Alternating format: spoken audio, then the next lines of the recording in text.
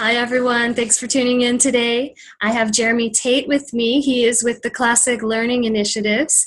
Hi, Jeremy. Thanks so much for joining us. Thanks, Natalie. Thanks for having me. Would you mind sharing a little bit about yourself and what you do? Absolutely. Yeah, I have kind of an odd story. I went to a very anti-Catholic seminary. I went to Reformed Theological Seminary in D.C. And during that time, thanks to G.K. Chesterton and Scott Hahn and a handful of others, I read my way into the Catholic Church. And when I did that, I was, of course, kind of derailed from a path of pastoral ministry. I always say I have a degree that's kind of good for one thing, of being a Reformed Presbyterian pastor, which is, of course, something I would never do as a Roman Catholic now. And so when I graduated seminary, I had a degree, and I loved theology, but I ended up taking a job as a college counselor. And because I've got four little kiddos of my own, just trying to kind of put food on the table, I created an SAT prep company, and it was just a good way to provide. But when I got my hands really into the SAT, I was really shocked with what I saw there.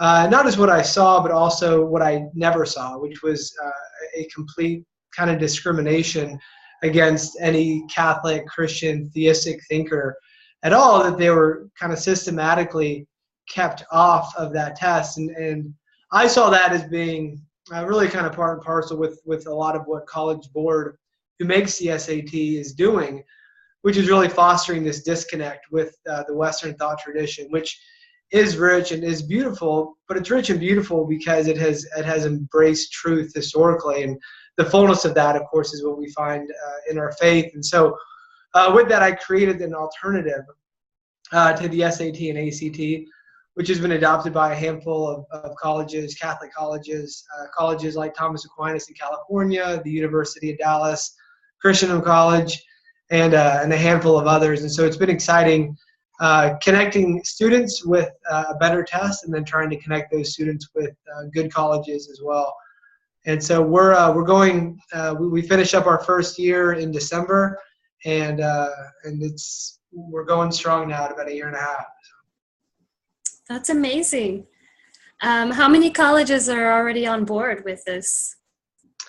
There's a little over 30 right now, and the goal by the end of 2017 is we'll hopefully get up to around 75 or so. That's great. And what kind of feedback are you getting? How are these future college students enjoying the CLT? Yeah, so it's, for us, the hardest part is explaining. A lot of parents will think, well, this is a 2 or 3 hour test. Could it really have that big of an impact? Does it really matter if they take the SAT or the ACT? And kind of our hardest job is communicating that these are the kind of the highest educational standards at the secondary level. Mm-hmm. And so when we're looking at standards that have no ethics, have no philosophy, have no theology, never ever deal with any kind of moral imperative whatsoever, that has a really detrimental impact on curriculum, because curriculums are built up around trying to do well on these tests. And if you talk to a lot of headmasters at Christian high schools or just private high schools, the way they are evaluated and the way they market themselves is they say, our average SAT score is this. And parents will say, oh, wow, that's a great score. I want to look into that school for my kid. And so a lot of people and a lot of institutions are really tied in deep with what College Board is doing. And it's taken kind of a grassroots movement of people to realize that we can do better. We can do better for our kids. And we want to communicate to kids that everything mom and dad has told you, that's most important, which is there is absolute truth. You are made to experience the good, the true, and the beautiful, the fullness of that, of course, being in Christ. That's reflected on the most important test they will ever take, which is the college entrance exam, going into that. And so it's fun to come up with another option. It's fun trying to kind of be disruptive and cause some trouble in the industry. I mean, you've had kind of two main players that have been running the show, SAT and ACT, for about 60 years. And so it's fun to try to get into the arena as a small guy and cause some trouble. I love it. Thank you. Well, can I ask you personally, what was your experience growing up, your formation and your education, and how did you come to to know about classical education and to care about it? It's a great question. Yeah, so I was raised in a Christian household, but we were non-denominational. We were committed to not being Catholic, but besides that, we were open to pretty much anything. And so we were, if it was Methodist or Presbyterian or non-denominational or Church of Christ or whatever, as long as it wasn't Catholic, it was good. And so I was raised with a kind of a concept and a respect for Christianity, that there was something there. And my parents were, we always celebrated Christmas and Easter. But it was clear, especially in hindsight, that it was in some ways kind of this wasteland of kind of confusion, And so I had moved to a place of kind of agnosticism by my senior year in high school. And then I came to faith through a ministry called Young Life, which you may have heard of. And through Young Life, I heard the gospel for the first time. I heard about Christ for the first time in a way that really struck an 18-year-old kid who was, probably doing things he shouldn't have been doing. And I was able to identify myself as someone who was in need of a savior and was able to find kind of the peace I was looking for in Christ. But the problem I had, of course, as a convert through a parachurch ministry, the big question is kind of, where do you go to church? And so it took me a long time and a lot of reading to really start to investigate Catholicism and just some of the beauty of some of the ancient church traditions within that. This is a very familiar story to me. Sounds like it.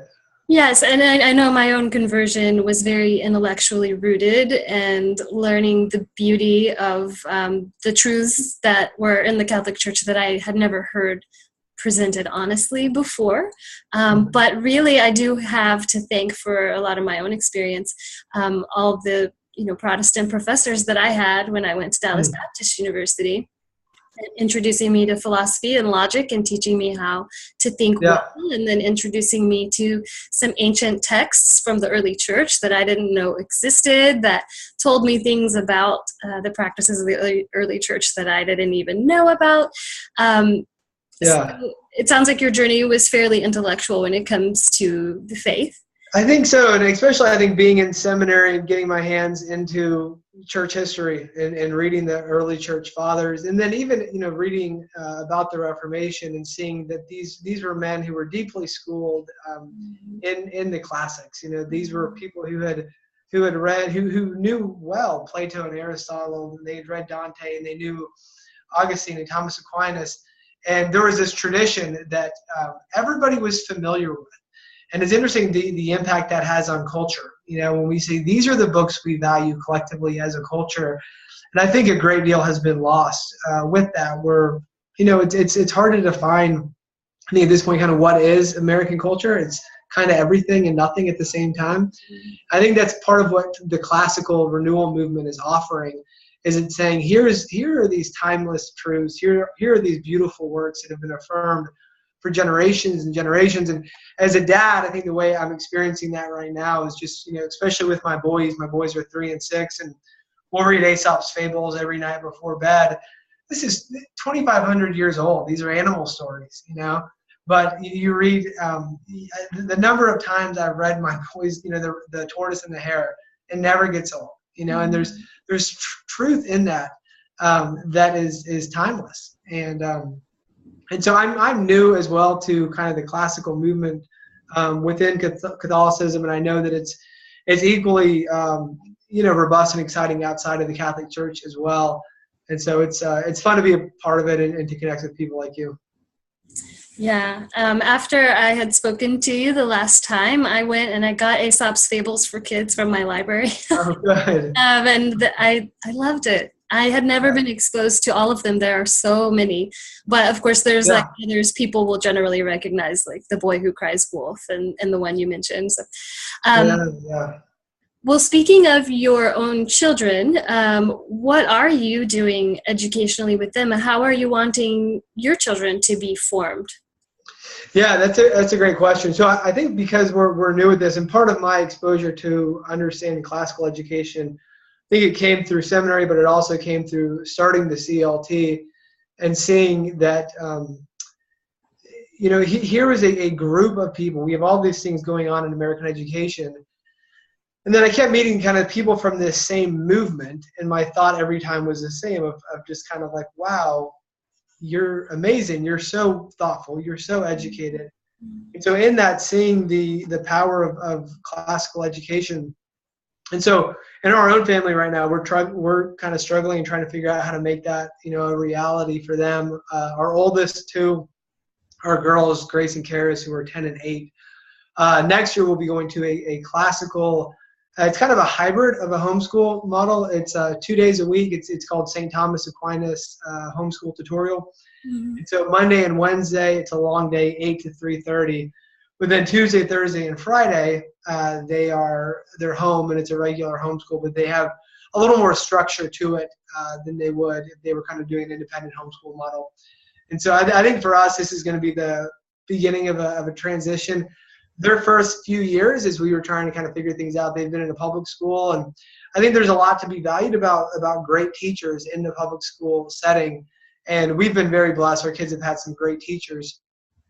At the same time, I think they're coming up against a curriculum that is often at odds with, what I hold most sacred.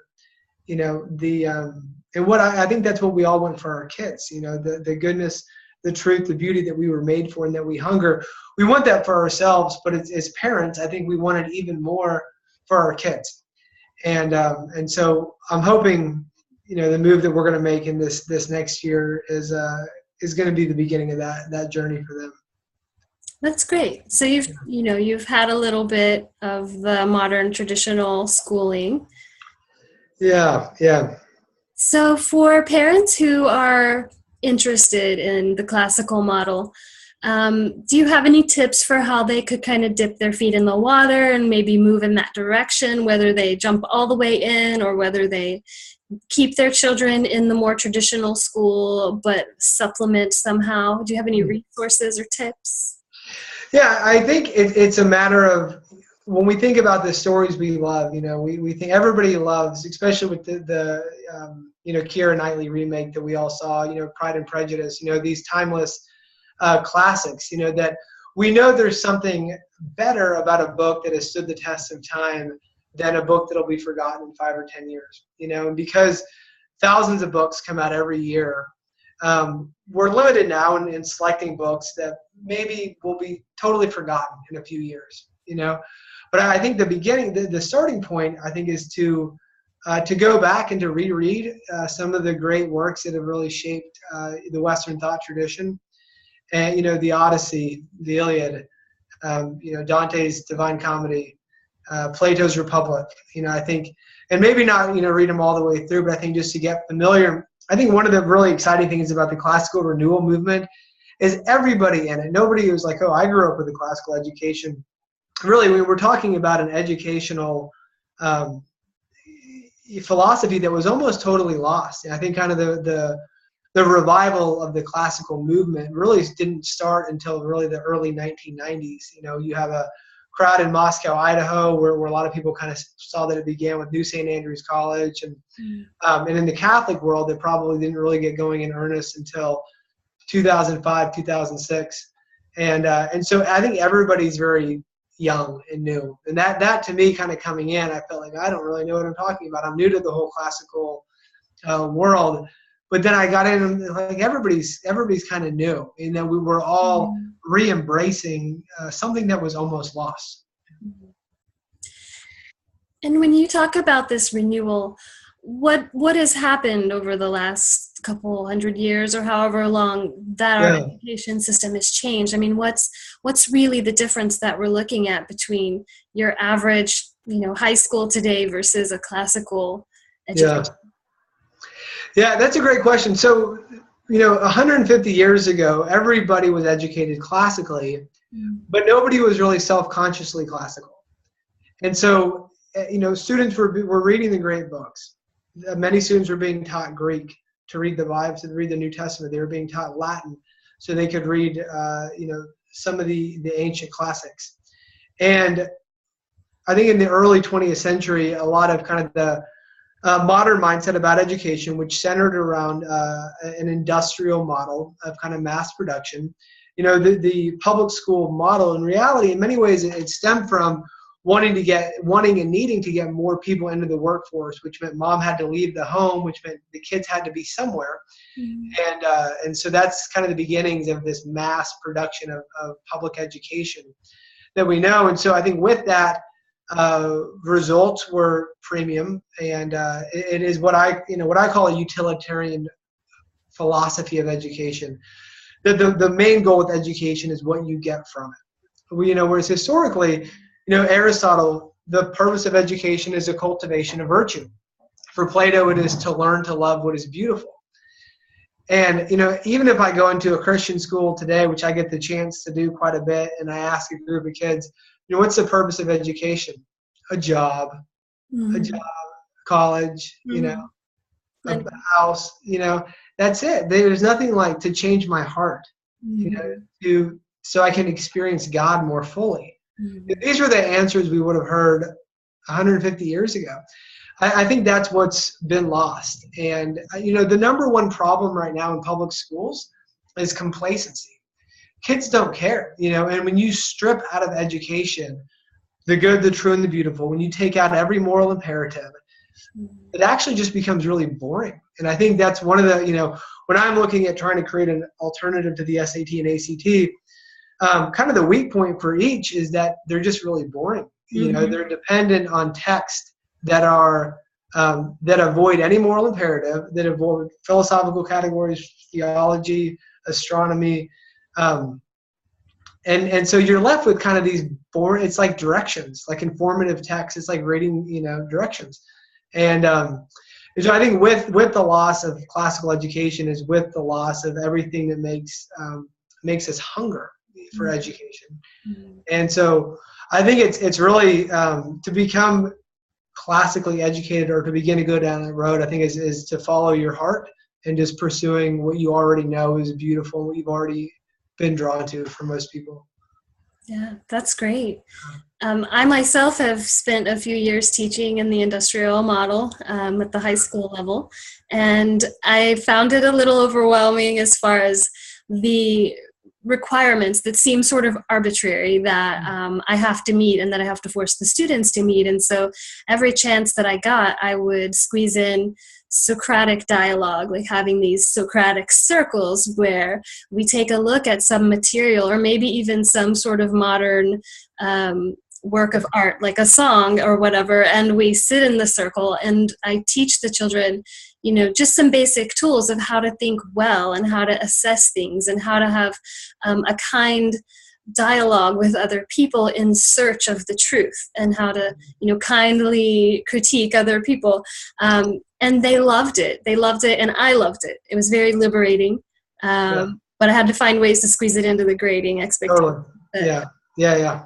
And is that a component generally in a classical education, is these types of dialogue in pursuit of truth?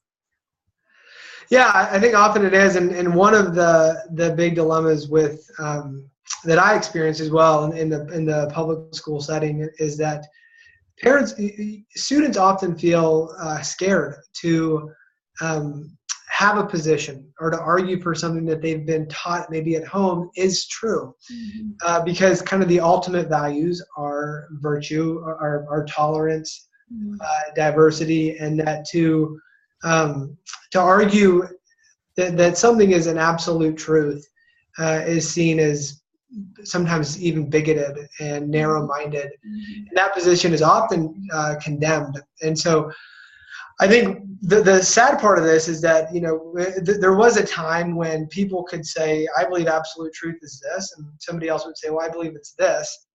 But they both agreed that there was an absolute truth. And so now the unifying ground has become that there is no absolute truth, that we just don't really know, and that is somehow the basis for a new unity. And it's not, because it kills the hunger for learning in all of us. And I don't know if that answers your question or if that's a bit of a tangent, but I think that's kind of the tragedy I think our nation's starting to wake up to, is that we've lost, when our kids lose a sense of wonder, a sense of awe with the amazing world they live in. That there's something fundamentally wrong with the education they're receiving, and it is radically inconvenient to do something different. I know parents. I mean, some of the most amazing stories I've heard from parents.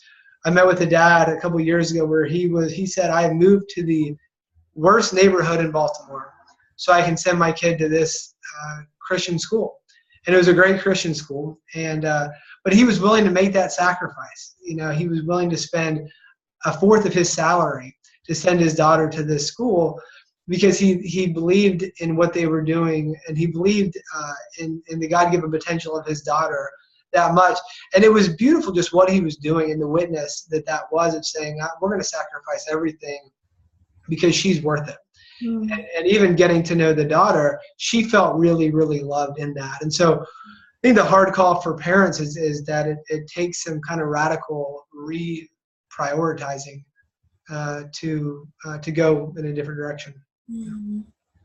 What are some of the big name resources you might point somebody to who wants to start plugging in their child into classical education? Yeah, I think there's so much out there. I think for Catholics, I would definitely point them to ICLE, which is the Institute for Catholic Liberal Education. I think they've been a think tank kind of from the beginning, getting the classical renewal movement really going in the Catholic world. And so, whereas even 7 or 8 years ago, there were maybe just 1 or 2 classical Catholic secondary schools.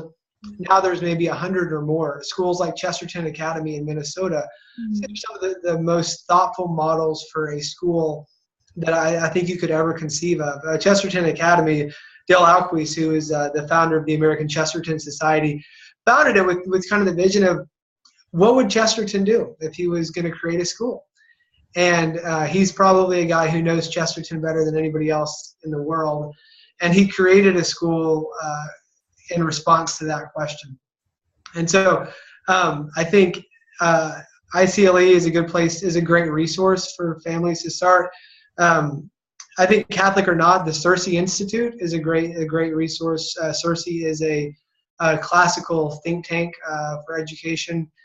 And then I think a lot of the classical academic press is a great resource. Veritas Press is a great resource. Memoria Press is a great resource. And so you have a lot of publishing companies as well that have full curriculums already developed, classical model for homeschool students. And these are also publishers that a lot of these classical secondary schools and primary schools are now using their material as well. And I have several friends who homeschool their children, and most of them are Protestant. They utilize classical conversations. Yes, yeah. And that's nationwide. Yeah, CC has been an amazing story. I think classical conversations, they're up to 100,000 students nationwide. And I know they're a great mix with a lot of Protestant and a lot of Catholic students as well. And I think what CC has been able to do that's been unique is they've been able to really foster community in a way that I think few other groups have been able to do, and that they've been able to unite these moms, especially moms, with a vision for their children and what they want for them. So I think, yeah, classical conversations would be a great option as well. Thank you. So when parents are thinking about college, let me, before I go to the college thing, what's the benefit long-term down the road classical education? Because generally we think, okay, we want to get our kids into a good college, they'll have a good career, they'll be able to provide for whatever they want for themselves and their family. But with the classical education, what is the lifetime goal? Yeah, that's a great question. And I think that opens Pandora's box of the whole question of is college, kind of worth it? And when my dad would tell me, my dad graduated from Texas Tech in 1972. And he would say when he graduated college, just having the degree was, not many people had it at that point. And having the degree kind of guaranteed some level of success. And the world has changed. There's a lot of people who have college degrees who can't find a job anywhere. There's a lot of people who don't, who are very employable and have great skills. And so I think it's a mistake when we think of education fundamentally in terms of getting into a certain college or getting a certain job. I think we're kind of fundamentally misguided in a way, in that the basic question, even though it's totally impractical, is my kid being transformed into the person that God made them to be? And are they going to be the fullest version of themselves? Are they on the path to becoming the fullest version of everything they were created to be? And I think that's the sure sign of education done well. And so that is the goal of classical education, is that somebody is the fullest, fully alive, and that probably sounds, again, incredibly impractical to say that, but that ultimately I think is the highest goal. And I don't think, it's probably ironic, somebody who runs a company that's a standardized test, a college entrance exam, I don't think college is necessarily for everyone. And I think, colleges have a big marketing machine behind them. They need a certain number of applicants, and they don't always have the best interests of the students in mind. Mm-hmm. Often they do, and for many kids, college is a great option. But I think, again, to focus on that as the main purpose of their education all the way through.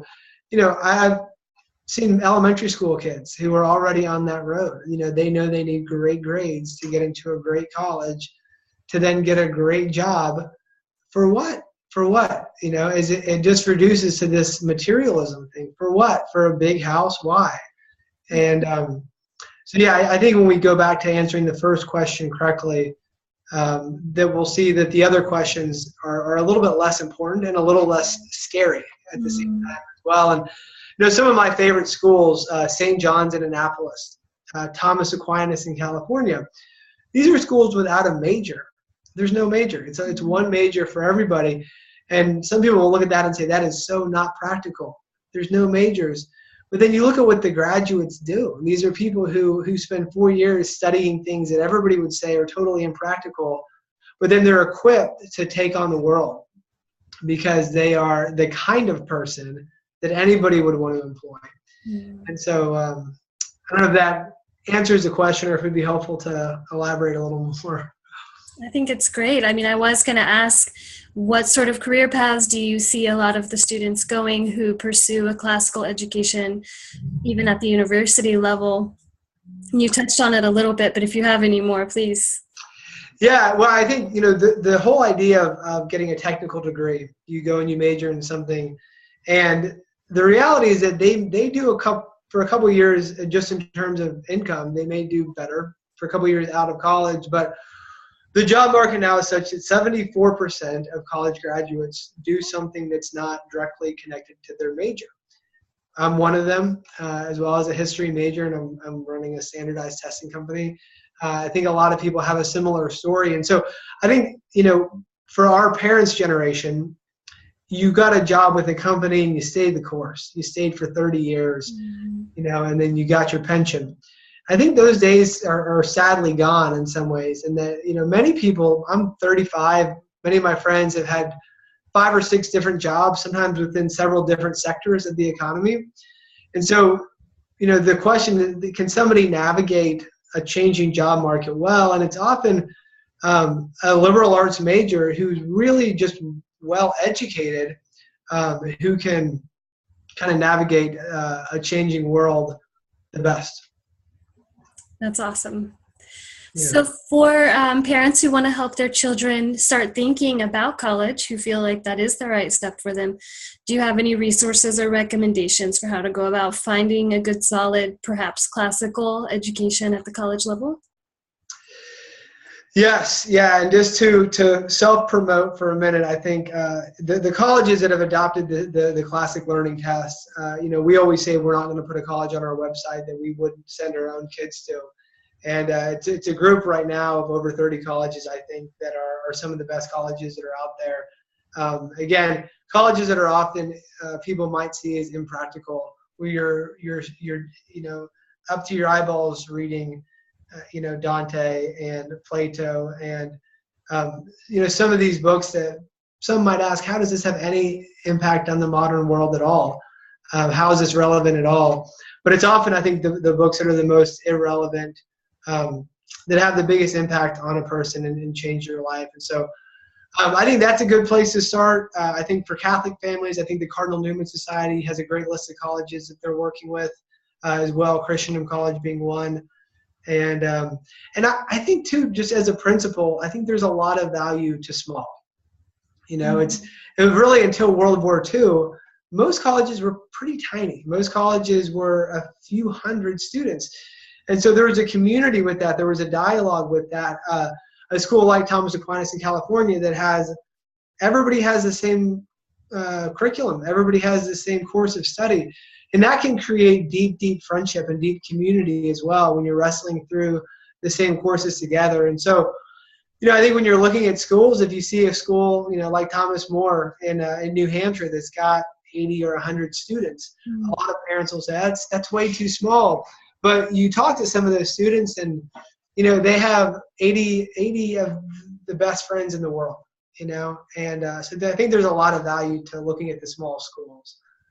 I totally believe that. My school wasn't all that big, but I would say my greatest educational experiences, even within, my secular high school and then moving on into college, were in those circle of, maybe 25 students that we were in the same classes over and over together. Totally. Really flesh out topics and things that excited us together and learn together. I totally could see that. And if I could redo college, I would definitely want to check out some of the universities you mentioned.